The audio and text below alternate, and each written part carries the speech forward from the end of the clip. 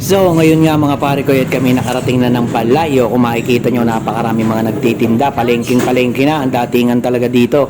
Sari-sari makikita nyo, may mga gulay, karne, baboy, bigas, o sari-sari na, may mga prutas. Kabila niya mga paro, meron ding mga hangir at kung ano-ano pa na kayong makikita. Mga ukay-ukay, mga damit, mga chichirya at kung ano-ano pa. Ayan, may mga tusok-tusok din dito mga par. Mga street foods. Halos kumpleto na rin talaga dito kung kayo makakapunta. Oh, ayan nga. At kaganda rin naman talagang puntahan dahil isang halera lang siya. Makikita nyo lahat ng mga kailangan nyo. Araw-araw ganito dito mga pare ko kung makikita nyo. Sobrang daming namimili. Mga taga-ibang lugar pa. Hindi lang mga taga-balay, hindi lang mga taga-pabahay. Mga taga-ibang lugar pa tulad nga namin. Dinadayo pa namin to dahil nga ang dami namin nakikita mga kailangan namin. Oh.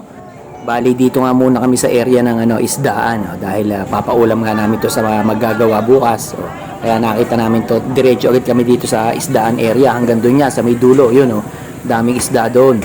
Ito nga napili namin, laki. Napasarap niyang isigang.